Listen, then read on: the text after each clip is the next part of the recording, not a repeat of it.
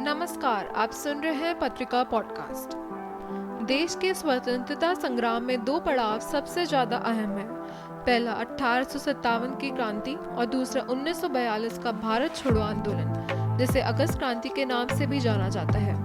यह आजादी के आंदोलन में सबसे बड़ा जन संघर्ष था। आज के दिन भारत छोड़ो आंदोलन देश में हुए एक सामूहिक सविनय अवज्ञा थी, जिसके बाद अंग्रेजों के पैर भारत से उखड़ गए।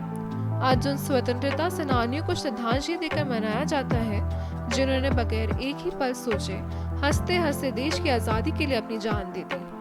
8 अगस्त के दिन को राष्ट्रपिता महात्मा गांधी ने 1942 में अखिल भारतीय कांग्रेस कमेटी के बॉम्बे सेशन में भारत छोड़ो आंदोलन की शुरुआत की थी। इस आंदोलन में ब्रिटिश शासन को समाप्त करने के लिए गांधी ने स्पष्ट आहवान को शामिल किया था। महात्मा गांधी ने मुंबई के ग्वालियर टैंक मैदान में एक उद्यम भाषण दिया, जिसे अब अगस्त क्रांति मैदान के नाम से भी जाना जाता है। इसके साथ ही करो या मरो का प्रसिद्ध आह्वान किया। भारत छोड़ो आंदोलन में अरुणा आसिफ अली ने ग्वालियर टैंक मैदान में भारतीय ध्वज फहराया। किन परिस्थितियों में हुआ आंदोलन? भारत छोड़ो आंदोलन शुरू होने का मुख्य कारण था देश को बगैर सहमति के विश्व युद्ध में झोंकना। अंग्रेज यूनाइटेड किंगडम की ओर से लड़ने के लिए भारतीयों को भी घसीट रहे थे। उस दौरान द्वितीय विश्व युद्ध में पाकिस्तान, नेपाल और बांग्लादेश के लोगों सहित 87,000 से अधिक भारतीय सैनिक शहीद हुए थे। उस दौरान भारत की अर्थव्यवस्था भी खराब स्थिति में थी। भारतीय नेताओं के साथ बैठक के बाद ब्रिटिश विरोधी और पूर्ण स्वतंत्रता की भावना से पूरे देश को एकजुट कर दिया। देश के विभिन्न हिस्सों में प्रसिद्ध नेताओं द्वारा पहले से ही विरोध प्रदर्शन हो रहे थे, जिसके बाद भारत छोड़ो आंदोलन का प्रभाव और व्यापक होता चला गया। भारत छोड़ो आंदोलन के 3 चरण थे।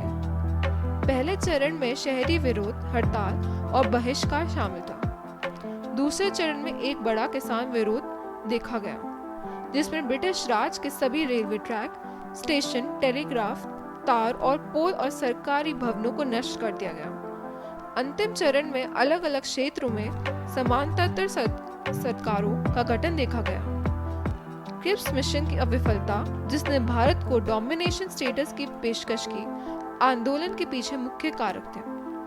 आंदोलन के प्रभाव का अंदाजा इस बात से लगाया जा सकता था कि महात्मा गांधी, अब्दुल कलाम आजाद, जवाहरलाल नेहरू और सरदार वल्लभ भाई पटेल जैसे भारतीय कांग्रेस के कई वरिष्ठ नेताओं को अंग्रेजों ने तुरंत गिरफ्तार कर लिया था। भले ही भारत छोड़ो आंदोलन जनता के साथ प्रतिद्वंदित हुआ, अंग्रेजों ने भारत को तत्काल स्वतंत्रता देने से इनकार कर दिया था और कहा कि यह द्वितीय विश्व युद्ध के समापन के बाद ही दिया जा सकता है। भारत छोड़ो आंदोलन के महत्व को पहचानने के लिए 9 अगस्त को क्रांति दिवस मनाया जाता है। आइए जानते हैं 8 अगस्त की शाम की अनसुनी किस्से। वो 8 अगस्त की 1942 की शाम थी। मुंबई के ग्वालियर टैंक मैदान में लाखों लोग जुटे थे। आजादी के विचार से प्रेरित लोगों ने ये मैदान खचाखच भरा था। उनके सामने महात्मा गांधी थे, जिन्होंने चेतावनी देने के भाव से अपने हाथ उठाए और करो या मरो, करेंगे या मरेंगे के प्रण के साथ 2 शब्द कहे।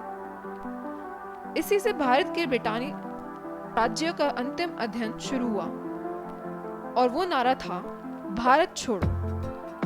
सबसे पहले बात करते हैं भारत छोड़ो नाम की और इसकी जरूरत क्यों पैदा हुई। भारत छोड़ो की कहानी 14 जुलाई के 1942 को वर्धा में कांग्रेस की कार्य समिति में बैठक हुई। यही से निर्णय हुआ था कि ब्रिटानियों को भारत को तुरंत भारत वासियों के हाथ में सौंप देना चाहिए।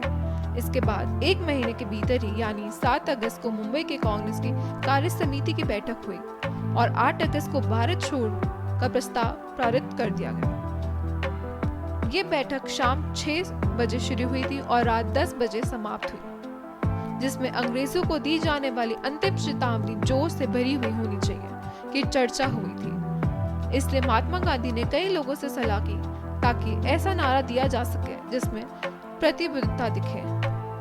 इसके बाद कई लोगों ने अपने विचार रखे। इनमें से एक विचार था गेट आउट, लेकिन इनमें एक तरह की बदतमीजी भी थी, इसलिए गांधी ने इस विचार को खारिज कर दिया। फिर सरदार पटेल ने 2 नारे सुझाए, रिट्रीट इंडिया और विड्रॉ इंडिया। इस बैठक में 4 भाषण दिए गए थे।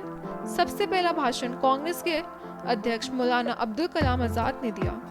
इसके बाद पंडित नेहरू ने कांग्रेस की कार्य समिति के प्रस्ताव को पढ़ा।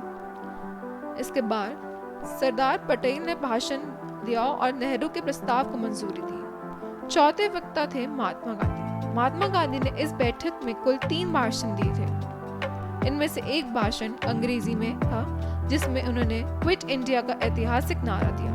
क्विट इंडिया नारा का कई भाषाओं में अनुवाद किया गया और इस हिंदी में भारत छोड़ो कहा गया। मराठी में इसे चले जाओ कहा गया। अंग्रेजों ने गिरफ्तारियां शुरू की। भारत छोड़ो नारे से समूचे भारत में लोगों को प्रभावित किया और वे अंग्रेजों के खिलाफ अंतिम लड़ाई में कूद पड़े। महात्मा गांधी आजादी की इस अंतिम लड़ाई के लिए पूरी तरह तैयार थे। दूसरी तरफ भारतीय भी अभूतपूर्व संख्या में इस आंदोलन में साथ जुड़ गए थे।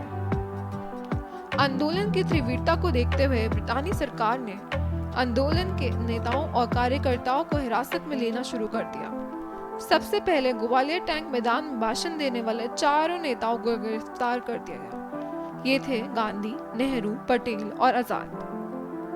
गांधी पुणे के आगा खान महल में रखा गया, जबकि आंदोलन में हिस्सा लेने वाले दूसरे नेताओं को देश भर के अलग अलग जेलों में भेजा गया। आजादी की लड़ाई में कुछ जेल चले गए और कुछ संघर्ष को जारी रखने के लिए भूमिगत हो गए। आजादी की लड़ाई में जेल जाने वाले और भूमिगत होने वाले इन सिपाहियों से जुड़ी कुछ घटनाएं दिल को झकझोर देने वाली है, कुछ भावुक कर देने वाली और कुछ बहुत दिलचस्प है। लेकिन अगर वे नहीं होते तो भारत कभी आजाद नहीं होता। और ऐसे ही लेटेस्ट अपडेट सुनने के लिए आप सुनते रहिए पत्रिका पॉडकास्ट।